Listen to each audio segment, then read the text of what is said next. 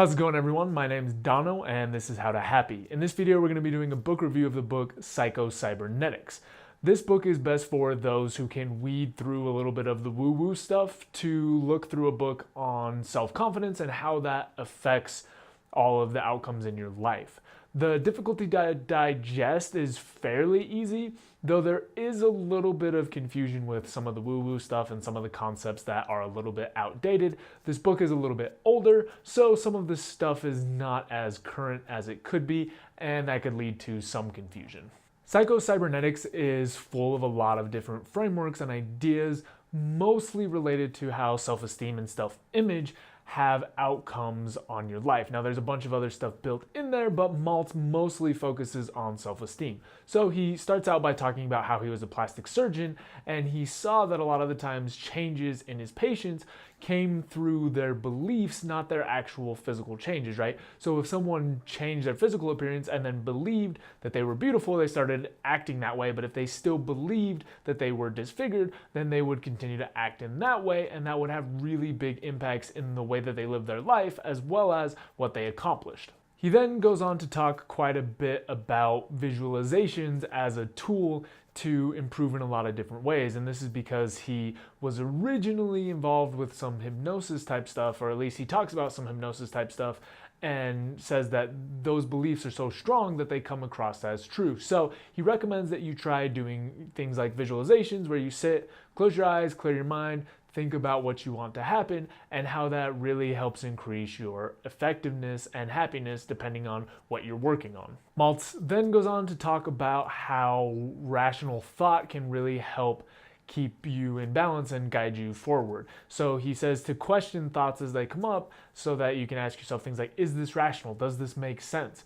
And as you question a lot of these thoughts, you can dispel the beliefs that go along with them once you compare them to the bigger overall picture of life. Maltz also talks about the importance of relaxation, so that if you're just way too focused on one problem and driving all your energy into it, you might have a really hard time solving it. But as soon as you go, take a nap or focus on something else for a little bit, your mind can kind of crank away at it so that when you come back, you'll have the answers that you were looking for.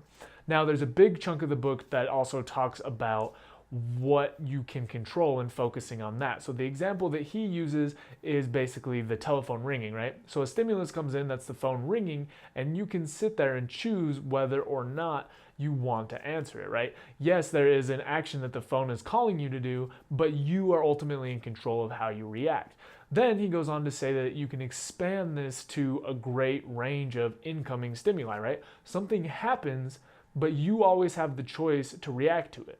And he says if it helps, you can think about that phone calling, right? You have the choice of what you're going to do. So as you expand that belief and build up your habits, then you can realize as any stimulus happens, you have the choice to make the reaction that you want. He then goes over some frameworks for success and for failure and different attributes of what caused those two things, and wraps up by talking about setting goals and how a lot of people, as they get into their older age, have as much life as they've set goals for. So he just talks about how when you're really driven to a purpose, then you have more energy and more life to get things done. But if you don't set goals and you're not working towards anything, then the life and energy is kind of just sucked out of you. So there's quite a bit of information and a bunch of different frameworks within this book, but the heaviest theme that Maltz hits is building up your self-esteem and self-image and getting the tools to really feel good about yourself and have these beliefs that lead you to more success.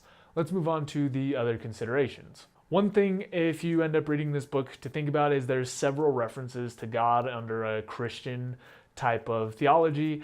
They're not essential to the book, but that's something just to be aware of. You can still get a lot of, valuable information about self-esteem and whatnot without really digging into that stuff, but that's just a point to bring up that stuff is in there. And another thing is, as with a lot of books in this kind of genre and that are a little bit older, there's a lot of woo-woo stuff. So as always, if there's anything that doesn't really resonate with you just naturally, that you can't quite understand or that you're skeptical of, do a little bit more research, because a lot of these principles, or at least the mechanics behind the principles, have been explained in a different way through psychology and just over time. Let's move on to the applicable content and exercises.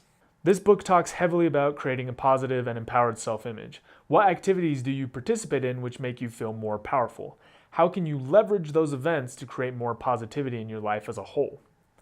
Visualization and relaxation are seen here as key creators of self-esteem and happiness. If you'd like to try these techniques, set yourself a timer for 5 minutes. During that time, close your eyes and either focus on your breathing or something you'd like to accomplish. See how that makes you feel. So all in all, there's a lot of good value to be gotten out of Psycho-cybernetics. You might have to dig around a little bit and kind of parse out what Maltz is saying, but there is some good stuff in there. That's all I've got for this video. So as always, if you have any questions, comments, topics you want me to cover, throw them down in the box below, and I will see you next time. You can check out more content at howtohappy.com. Also, don't forget to subscribe so you can stay up to date on the videos. We've also got a Twitter, Instagram, and Facebook that you can check out. Reflect, take action, and enjoy life. See you next time.